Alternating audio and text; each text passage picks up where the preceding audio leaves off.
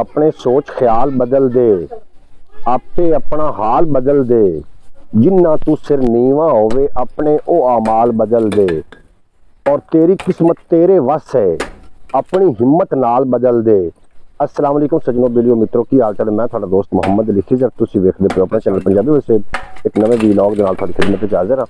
Vlog में and तक वेख लिया करो, एंड तक वेखो तो फिर गल दी समझ आनी।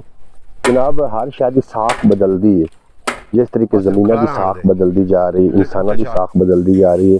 जेडे बच्चे हैं जवान होंगे जा रहे हैं, जेडे जवान हैं बुढ़े होंगे जा रहे हैं, जेडे बुढ़े हैं वो अल्लाह नूं प्यारे होंगे जा रहे हैं। इस तरीके ज़मीनों की साखां बदलदियां ने। पिछले दिनों के विच बैठक नूं पानी पिया उठाव नहीं पै गए, उन्होंने उठा के जो बदलांगे साफ ज़ाहिर अगला नक्शा तो नहीं ना रहेगा। बहरहाल साडे नाल ही रहो।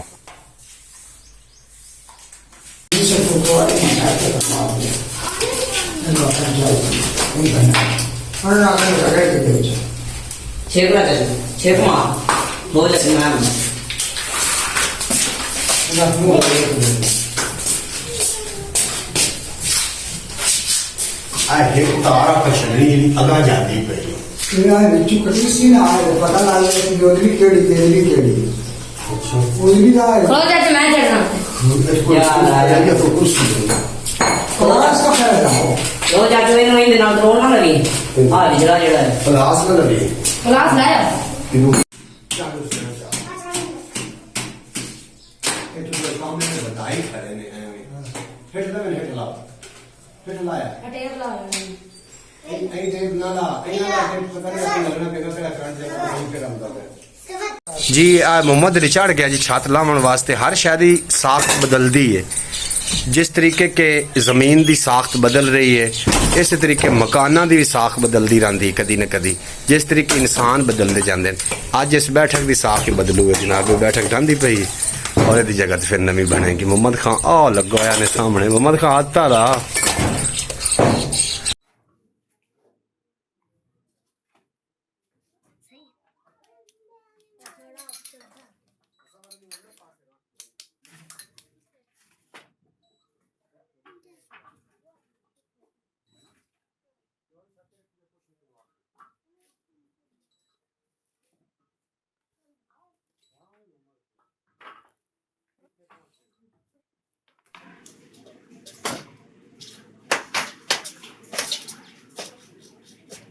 तस्वर अली तो भाई काम की दौड़ कड्डी खड़ा।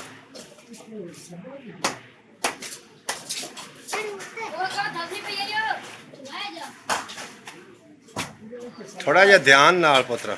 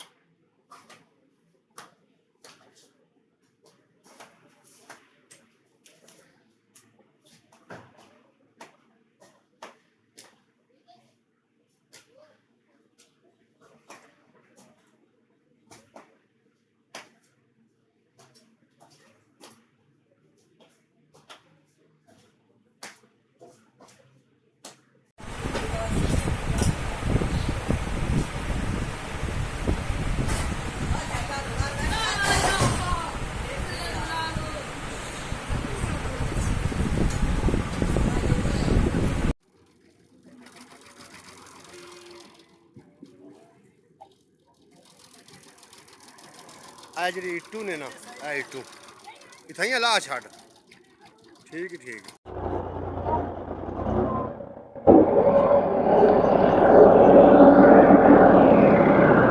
अगले पासे करके उठे करके ला छो।